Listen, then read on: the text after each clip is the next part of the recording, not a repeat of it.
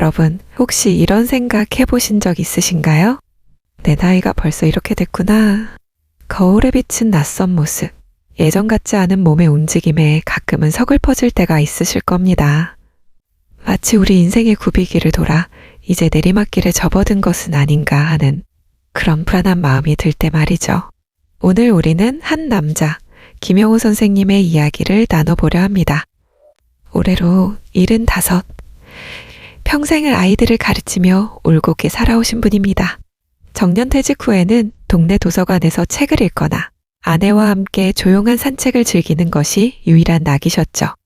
그런데 이 평화로운 일상에 어느 날부터인가 낯선 그림자 하나가 드리워지기 시작했습니다. 바로 쇠약이라는 이름의 그림자입니다. 그날 아침도 여느 때와 다르지 않았습니다. 영호 씨는 아침 식사를 준비하는 아내 정희 씨의 뒷모습을 보며 식탁에 앉았습니다. 하지만 숟가락을 들고 밥을 뜨는 순간 문득 불안감이 밀려왔습니다. 왜 이렇게 힘이 없지? 밥맛도 예전 같지 않네. 이거 왜 이리 힘이 없나? 영호 씨는 젊은 시절, 학창 시절부터 늘 김 선생님으로 불렸습니다. 체육 과목은 아니었지만 학생들 사이에서는 우리 선생님만큼 튼튼한 분이 없다는 이야기가 돌 정도로 건강하셨죠. 가파른 학교 계단을 하루에도 수십 번씩 오르내렸고 운동회 때면 누구보다 먼저 앞장서서 달리기를 하셨습니다. 정년퇴직 후에도 늘 부지런하셨습니다. 가까운 공원까지는 걸어 다니셨고 텃밭도 가꾸셨죠. 그렇게 건강했던 자신이었는데 언제부터인가 모든 것이 달라지기 시작했습니다. 그 변화는 아주 사소한 것에서 시작됐습니다. 버스를 타기 위해 정류장까지 뛰어가는데 예전 같으면 거뜬했던 거리가 왜 그리 멀게 느껴지던지 가슴이 쿵쾅거리고 숨이 턱까지 차올랐습니다. 에이, 잠시 숨이 차는 것이겠지 하고 넘겼지만 그 횟수는 점점 잦아졌습니다. 그리고 며칠 전 동네 경로당에 가는 길이었습니다. 늘 지나다니던 길인데 걷는 속도가 눈에 띄게 느려진 자신을 발견했습니다. 마치 몸에 무거운 추라도 달린 것처럼 발걸음이 무거웠죠. 젊은 사람들이 스쳐 지나갈 때마다 왠지 모르게 초라해지는 기분이 들었습니다. 영호 씨는 불안했습니다. 자신이 늙었다는 사실을 몸이 보내는 신호를 통해 깨닫는다는 것이 너무나도 서글펐습니다. 마치 귓가에 낯선 목소리가 들리는 것 같았습니다. 너는 늙었어. 더 이상 예전 같을 수 없어. 너의 시대는 끝났어. 쇠약이라는 이름의 상징적 적대자가 속삭이는 소리였습니다. 정말인가? 내가 이제 끝물인가? 그 목소리는 영호 씨의 마음속에 뿌리를 내리고 점점 자라났습니다. 무엇을 하든 어떤 결정을 내리든 그 목소리는 계속해서 들려왔습니다. 이것도 힘들어. 그건 네 나이의 불이야. 이제 그만 쉬어. 이러한 불안감은 급기야 영호 씨의 삶 전체를 짓누르기 시작했습니다. 아침에 눈을 뜨면 가장 먼저 드는 생각이 이것이었습니다. 내가 앞으로 얼마나 더 살 수 있을까? 내 몸이 이미 신호를 보내는 건 아닐까? 불안은 커지고 그 불안은 다시 몸을 더 무겁게 만들었습니다. 너 정말 이대로 무너질 거야? 그렇게 영호 씨는 쇠약이라는 그림자 속에서 길을 잃어가고 있었습니다. 자신의 몸이 보내는 신호를 무시한 채 혹은 무시할 수밖에 없다는 생각에 사로잡힌 채 말이죠. 하지만 이 그림자 속에서 아주 작은 빛이 비치기 시작합니다. 바로 영호 씨의 곁을 지키던 따뜻한 손길에서 말이죠. 영감, 요새 왜 이렇게 힘이 없어 보여요? 나랑 같이 걸을까요? 공원 산책이라도 좀 가요. 그 따뜻한 손길이 영호 씨를 다시 일으켜 세울 수 있을까요?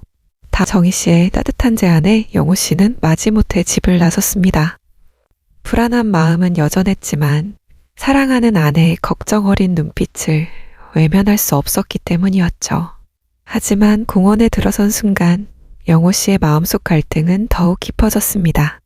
예전 같으면 단숨에 올랐을 공원 언덕길이 눈앞에 거대한 벽처럼 느껴졌습니다. 과연 내가 저 길을 끝까지 걸을 수 있을까? 이젠 할 수 있다는 자신감 대신 못하면 어떡하나 하는 두려움이 앞섰습니다. 정희 씨, 그냥 돌아갈까? 에이, 왠지 오늘은 영 몸이 말을 안 듣네. 영감, 왜 그래요? 이제 막 시작했잖아요. 괜찮아요. 제가 옆에 있을게요. 천천히 가요. 정희 씨는 영호 씨의 손을 잡고 조심스럽게 걸음을 옮겼습니다. 영호 씨는 아내의 손에 이끌려 천천히 언덕을 오르기 시작했습니다. 한 발, 한 발, 걸을 때마다 다리가 묵직했습니다. 가슴은 점점 더 조여오는 것 같았습니다. 그때 저 멀리서 활기찬 발걸음 소리가 들려왔습니다. 터벅, 터벅, 터벅, 경쾌하고 힘찬 걸음소리였습니다. 최 회장님 아니신가?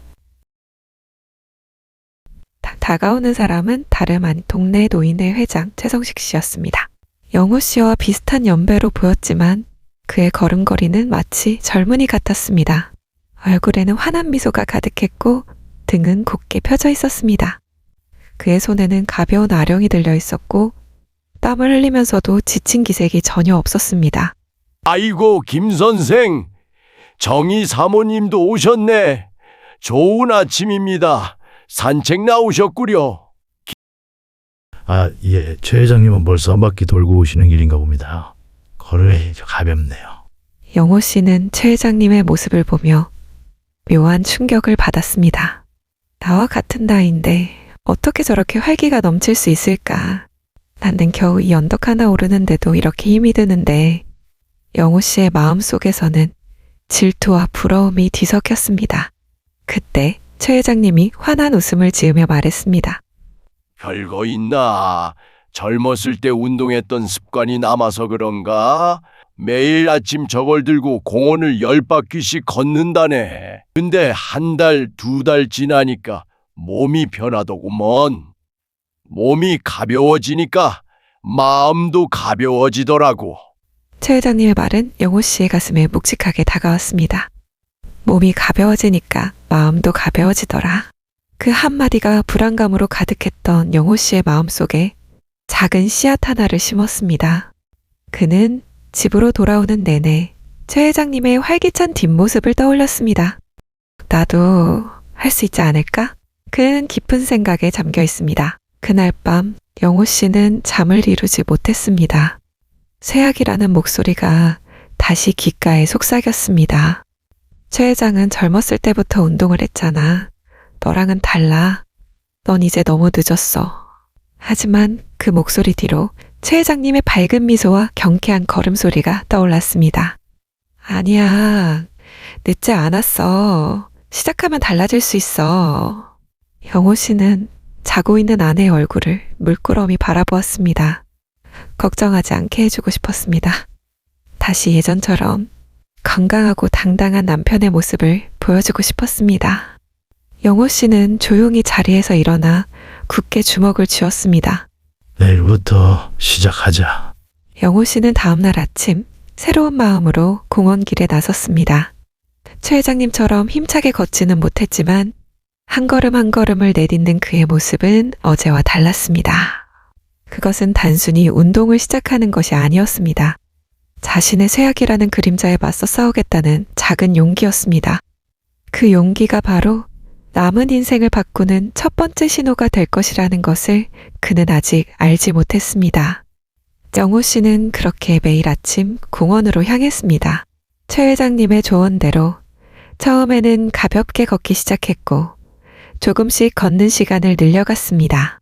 때로는 힘들고 포기하고 싶은 순간도 있었습니다. 하지만 그는 포기하지 않았습니다. 점점 그의 걸음은 힘을 얻었고 몸도 가벼워지는 것 같았습니다. 그는 이 작은 변화만으로도 스스로에게 큰 위안을 얻었습니다. 그래, 나 아직 괜찮아. 아직 늦지 않았어. 그러나 쇠약이라는 그림자는 여전히 영호 씨의 삶을 맴돌고 있었습니다. 걷기 운동만으로는 해결되지 않는 더 깊은 문제가 남아 있었던 것이죠. 어느 날 오후였습니다. 영호 씨의 외동딸 부부가 손녀 지유를 데리고 오랜만에 집을 찾았습니다. 오랜만에 본 손녀의 모습은 영호 씨에게 큰 기쁨이었습니다. 온 집안에 손녀의 웃음소리가 가득했습니다. 지유는 할아버지에게 새로운 놀이를 제안했습니다. 할아버지, 나랑 균형 잡기 놀이예요. 나 학교에서 배운 건데 한 발로 오래 서 있는 사람이 이기는 거예요. 김용호? 웃으며 오라 균형 잡기라. 그래 우리 손녀가 할아버지 이길 수 있나 볼까? 영호 씨는 자신 있게 한 발을 들었습니다. 하지만 마음과는 달리 몸은 말을 듣지 않았습니다. 예전 같으면 아무렇지도 않았을 자세였지만 이젠 발을 들자마자 온몸이 흔들렸습니다. 지우는 한 발로 10초, 20초를 거뜬히 버티는데 영호 씨는 겨우 3초를 버티고는 이내 휘청거렸습니다. 자막 균형을 잡는 것이 이렇게 어려웠나? 화면은 한 발로 서서 심하게 흔들리는 영호 씨의 모습을 클로즈업합니다. 그의 표정에는 당혹감과 실망감이 교차합니다. 아이고 이거 왜 이리 몸이 말을 안 듣나? 할아버지, 왜 자꾸 넘어져요? 내가 잡아줄게요. 지우는 해맑게 웃으며 영호 씨의 팔을 잡았습니다. 영호 씨는 그런 손녀가 한없이 고맙고 동시에 부끄러웠습니다. 매일 걷기 운동을 하며 건강을 되찾고 있다고 생각했는데 이 작은 균형 잡기조차 제대로 해내지 못한다는 사실이 그에게 큰 충격으로 다가왔습니다. 그날 저녁 지우는 잠자리에 들기 전 할아버지에게 속삭였습니다. 할아버지, 매일 조금씩 연습하면 잘할 수 있을 거예요. 내가 매일 전화해서 한 발로 몇 초 버텼는지 물어볼게요. 그 말은 영호 씨에게 또 다른 숙제가 되었습니다. 그래, 균형이 중요하구나. 그는 균형을 잃는다는 것이 단순히 넘어지는 것을 의미하는 것이 아님을 깨달았습니다. 그것은 곧 몸의 신호였습니다. 일상에서 무심코 놓치고 있던 건강의 중요한 지표였던 것이죠. 그날 이후 영호 씨의 아침 운동에는 새로운 루틴이 추가되었습니다. 걷기 운동을 마친 후 그는 매일 한 발로 서서 균형을 잡는 연습을 시작했습니다. 처음에는 여전히 힘들었습니다. 10초를 버티는 것도 버거웠고 몸은 자꾸만 한쪽으로 기울었습니다. 쇠약이라는 목소리가 다시 속삭였습니다. 괜한 짓 하지 마. 넌 이제 끝이야. 균형은커녕 똑바로 서 있기도 힘들 거야. 하지만 영호 씨는 포기하지 않았습니다. 그는 지유와의 약속을 떠올렸습니다. 그리고 최 회장님의 밝은 미소를 생각했습니다. 그것은 단순히 균형을 잡는 연습이 아니었습니다. 자신이 잃어버렸던 자신감과 삶의 중심을 다시 세우는 과정이었습니다. 이처럼 영호 씨는 삶의 곳곳에서 자신이 놓치고 있었던 건강의 신호를 하나씩 발견해 나갔습니다. 하지만 그가 깨달아야 할 더 큰 위기가 다가오고 있었으니 바로 몸뿐만이 아닌 마음의 쇠약이었습니다. 균형 잡기 연습을 시작한 뒤 영호 씨는 조금씩 활력을 되찾는 듯 보였습니다. 아침마다 공원길을 걷고 한 발로 서서 균형을 잡는 연습을 하며 그는 스스로에게 묻곤 했습니다. 그래, 나 아직 괜찮아. 아직 늦지 않았어. 하지만 밤이 되면 그 작은 희망은 이내 불안의 그림자에 덮이곤 했습니다. 밤마다 잠을 설치고 식욕도 줄어들어 밥맛이 없었습니다. 힘들게 잠이 들어도 새벽이면 깨어나 다시는 잠들지 못했습니다. 왜 이렇게 잠이 안 올까? 이젠 잠까지 안 오네. 이놈의 몸뚱이가 왜 이렇게 된 건가? 불면의 밤이 이어지자 영호 씨는 점차 무기력해졌습니다. 몸은 조금씩 나아지는 것 같았지만 마음은 점점 더 병들어갔습니다. 영호 씨가 애써 무시하려 했던 최악의 목소리가 다시 귓가에 속삭였습니다. 봐라, 네 몸은 이미 무너지고 있잖아. 잠도 못 자고 밥맛도 없고 노력은 소용없어. 이제 그만 포기해. 영감, 왜 이렇게 밥을 안 먹어요? 좋아하는 갈비찜인데 입맛이 없어요? 아니 그냥 배가 별로 안 고파서. 당신 먼저 먹어요. 영호 씨는 마음이 답답했습니다. 아내에게 솔직한 마음을 털어놓고 싶었지만 그럴 수 없었습니다. 걱정만 더 끼칠 것 같았기 때문이었죠. 그렇게 영호 씨는 외로운 싸움을 이어갔습니다. 몸은 조금씩 좋아지는 것 같았지만 마음은 더 깊은 수렁에 빠져드는 것 같았습니다. 그때 옆집에 사는 친구 박 씨가 오랫동안 모습을 보이지 않는다는 소식을 들었습니다. 늘 경로당에서 같이 장기를 두던 친구였습니다. 몸이 좀 안 좋다는 소문은 들었지만 이렇게 오래 보이지 않는 것은 처음이었습니다. 영호 씨는 걱정스러운 마음에 박 씨의 집을 찾아갔습니다. 그리고 그곳에서 영호 씨는 큰 충격을 받았습니다. 박 선생, 괜찮은 건가? 왜 이렇게 말랐어? 얼굴이 왜 이래? 박 씨는 병원을 다녀왔다고 했습니다. 몇 년 전부터 몸이 좋지 않다고 느꼈지만 그냥 나이 탓이라고만 생각하고 방치했다고 했습니다. 병원에 가보라는 아내의 성화도 무시하고 괜찮다는 말만 되풀이했습니다. 운동 좀 하라니까 안 했더니 이렇게 됐네. 박 씨는 힘없이 웃으며 말했지만 그 말은 영호 씨의 뼈에 사무쳤습니다. 마치 자신에게 하는 말처럼 들렸습니다. 영호 씨는 친구의 야윈 모습을 보며 거울을 보는 것 같았습니다. 나도 저렇게 될 수 있겠구나. 쇠약이라는 목소리가 다시 한번 영호 씨를 덮쳤습니다. 봐라, 박 선생도 결국 포기했잖아. 너라고 다를 것 같아? 결국엔 다 무너지게 돼 있어. 영호 씨는 두려움 속에서 선택의 기로에 섰습니다. 이대로 쇠약이라는 그림자에 굴복할 것인가? 아니면 이 위기를 정면으로 마주하고 싸울 것인가? 그의 마음속에서는 깊은 갈등이 소용돌이쳤습니다. 이 밤 영호 씨는 잠들 수 없었습니다. 하지만 오늘 밤의 불면은 어제의 불면과는 달랐습니다. 그것은 절망이 아닌 새로운 결심을 위한 고통이었습니다. 그날 밤 영호 씨는 잠 대신 결심을 택했습니다. 친구 박 씨의 야윈 모습이 자신에게 닥칠 미래를 경고하는 거울 같았기 때문입니다. 그리고 쇠약의 목소리가 속삭일 때마다 그는 아내의 따뜻한 손길과 손녀 지호의 해맑은 미소를 떠올렸습니다. 나는 아직 살아갈 날이 많아. 그리고 그 날들을 더 행복하게 만들 거야. 그는 이 다짐을 마음속 깊이 새겼습니다. 더 이상 두려워하지 않기로 했습니다. 쇠약이라는 그림자에 맞서 당당히 싸우기로 결심했습니다. 영호 씨의 삶을 바꾸는 7가지 신호는 바로 이 결심에서부터 시작되었습니다. 영호 씨는 가장 먼저 걷기 운동에 집중했습니다. 단순히 걷는 것을 넘어 내딛는 용기를 훈련했습니다. 숨이 차고 다리가 아플 때마다 그는 멈추지 않았습니다. 나는 지금 쇠약과 싸우고 있어. 매일 아침 그는 자신의 몸과 마음을 다독이며 한 걸음씩 앞으로 나아갔습니다. 점차 보폭이 넓어지고 걷는 속도도 빨라졌습니다. 몸이 가벼워지자 아침에 눈을 뜨는 것이 더 이상 불안하지 않았습니다. 새로운 하루를 시작하는 설렘으로 가득 찼습니다. 영호 씨는 최 회장님처럼 가벼운 아령을 들고 운동을 시작했습니다. 팔, 어깨, 다리 근력을 키우는 간단한 운동을 매일 30분씩 꾸준히 했습니다. 처음에는 아령을 드는 것조차 버거웠지만 포기하지 않았습니다.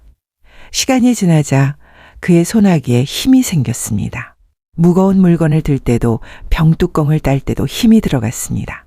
단순히 몸에 힘이 세진 것이 아니었습니다. 나는 아직 쓸모있는 사람이야. 잃었던 자존감을 회복하는 과정이었습니다. 손아귀에 힘이 생길수록 그의 표정은 더 밝아졌습니다. 손녀 지호와의 약속을 지키기 위해 시작했던 균형 잡기 연습. 이제는 영호 씨의 가장 중요한 일과가 되었습니다. 그는 이 놀이가 단순한 운동이 아님을 깨달았습니다. 균형을 잡는 것은 곧 인생의 중심을 잡는 것과 같았습니다. 넘어지지 않으려 애쓰는 과정에서 그는 삶의 불안정함에 대처하는 법을 배웠습니다. 이제 그는 넘어질까 두려워하지 않았습니다. 넘어지더라도 다시 일어설 수 있다는 것을 알았기 때문입니다. 삶의 중심을 잡을수록 그의 마음은 더욱 단단해졌습니다. 몸에 활력이 돌아오자 잃었던 식욕도 돌아왔습니다. 밤마다 잠을 설치게 했던 불안감도 사라졌습니다. 식탁에 마주 앉은 아내 정희 씨의 얼굴에 미소가 번졌습니다. 영감, 요즘 밥맛이 좋아 보여서 얼마나 좋은지 몰라요. 영호 씨는 그제야 아내가 자신 때문에 얼마나 마음고생을 했는지 깨달았습니다.